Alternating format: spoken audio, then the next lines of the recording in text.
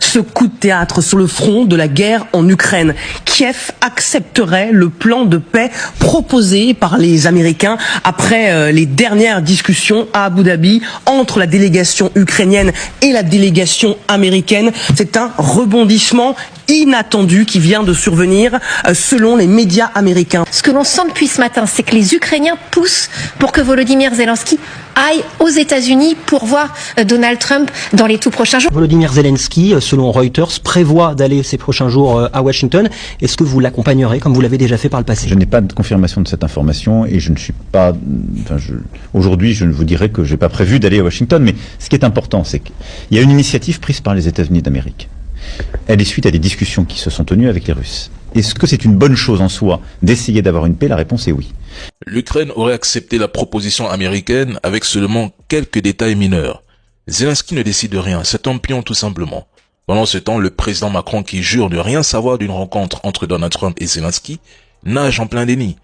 Le chef de la sécurité nationale ukrainienne l'a confirmé aujourd'hui et même hier.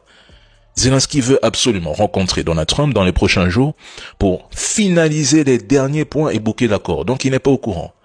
De leur côté, les Européens ont bricolé leur propre version des 28 points, puis ont tenté de faire circuler un document en 24 points rédigés à l'avance. Résultat, la Russie l'a balayé d'un revers de main. Ils sont sérieux. Quand les délégations ukrainiennes, américaines et russes se sont retrouvées à Abu Dhabi, vous croyez vraiment qu'elles ont discuté du plan européen? Voyons. L'Europe est marginalisée, elle ne compte pas. Elle ne pèse absolument rien dans l'équation américaine.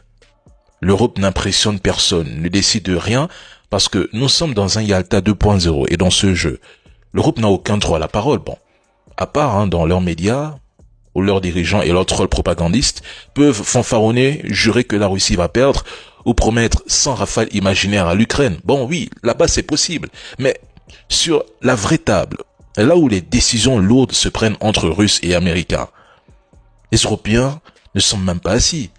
Ils attendent dans le couloir. Et pour l'instant, Moscou suit la ligne Donald Trump.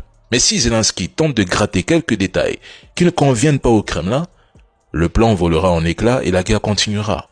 La Russie a les moyens, les ressources et le temps. L'Ukraine non. L'hiver approche et pour Kiev, il sera long, froid, douloureux et impardonnable. Une chose est certaine, c'est la capitulation de l'Ukraine. Une reddition que tout le monde voyait venir, sauf les trolls, les propagandistes et leurs dirigeants européens qui refusent toujours de l'admettre.